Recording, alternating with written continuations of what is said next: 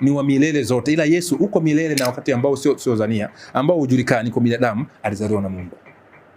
Bado nina swali hapo. Kwa mfano kuna ile andiko linalosema nendeni ulimwenguni mkawabatize kwa jina la Baba, Mwana na Roho Mtakatifu. Lakini nataka nirudi hapo sasa nizungumzie kwa mtu, kwa uelewa wa kawaida. Mtu akisema nina roho, huoni kwamba na Mungu. Na mtu akisema mtu anasema mimi nina Roho Mtakatifu ndani yangu, au mtu anasema mimi Yesu Kristo yupo ndani yangu, au mtu anasema Mungu yupo ndani yangu.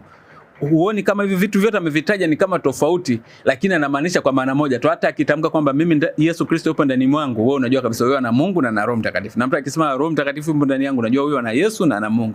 Mtu akisema mimi na Mungu ndani yangu, unajua kabisa wewe na Yesu na Roho Mtakatifu na Mungu. Huoni kama ni hivyo? Sana ndio maana anatengeneza kuwa kitu kimoja, ni utatu unatengenezwa kuwa kitu kimoja. Sasa neno utatu umetoa wapi? Ya, ni vitu vitatu ambavyo vinatengenezwa kuwa kitu kimoja.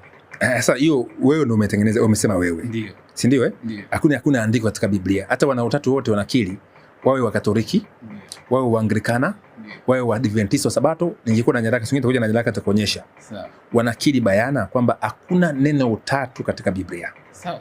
Wala hakuna neno serojia utatu kwamba watatu ni huyu mmoja au mmoja ni ngati katika ngapi? Tatu. Hiyo haiko. Ndio. Hata hesabu moja jumlisha moja unapata nini? Moja. Ni ya uongo.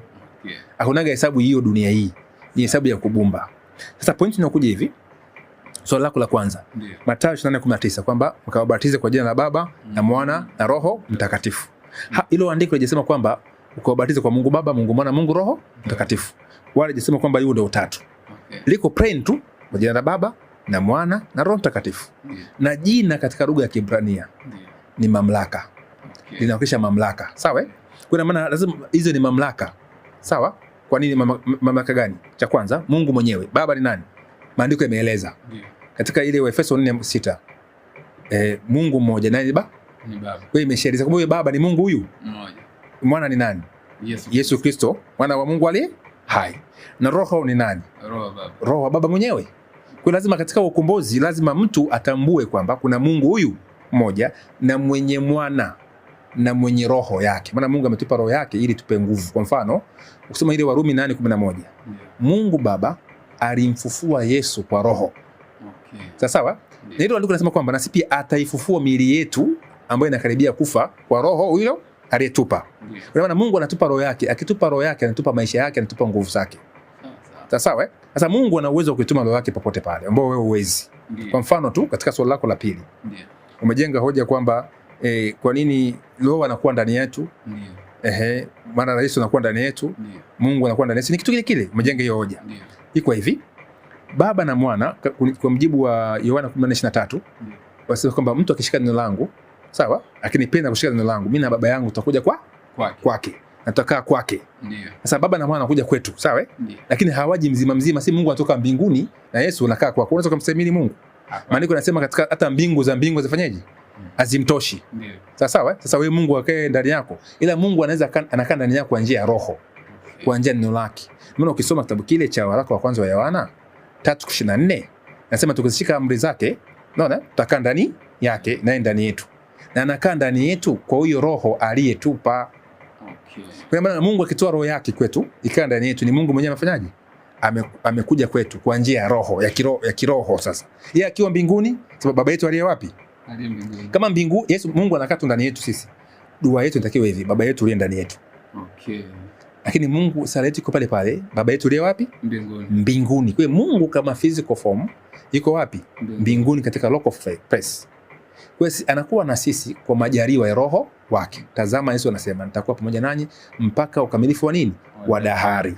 Kwa hiyo msikilizaji, ninachokuwa na kifundisha mara nyingi na kusisitiza kuhusu Mungu mmoja wa kweli, na nimeweka mambo mengi sana katika maandishi na katika maneno haya yanayozungumzia na kurudia, ni kwa sababu hii moja. Yesu mafundisho yake makubwa alitufundisha kuhusu Mungu mmoja wa pekee.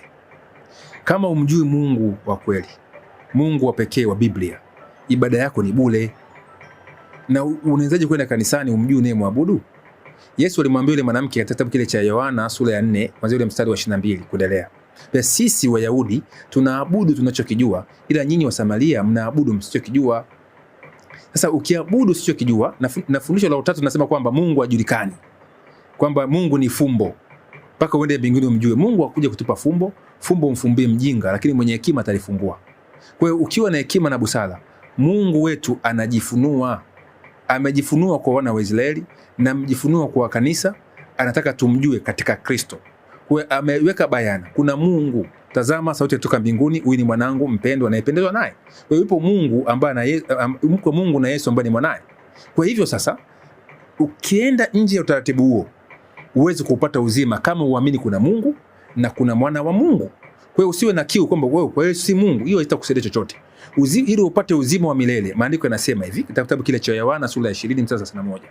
Sema kwamba hizi zimeandikwa, yani maandiko yameandikwa ili mpate kujua kwamba Yesu ni Kristo mwana wa Mungu, na kwa kuamini hivyo muwe na uzima wa milele kwa jina lake.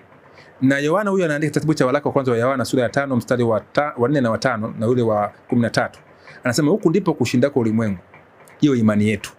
Na mwenye kushinda ulimwengu ni nani? Ni yule tu ambaye anaamini Yesu ni mwana wa Mungu. Na mtoto kwa mtoto anaandika kwamba nawaandikia ninyi kwamba mna uzima milele, nyinyi ambao mnaamini Yesu ni mwana wa Mungu. Kwa hiyo wale ambao wanaamini Yesu ni mwana wa Mungu, kwanza wana uzima wa milele, pili wameushinda ulimwengu. Na ulimwengu ni nani?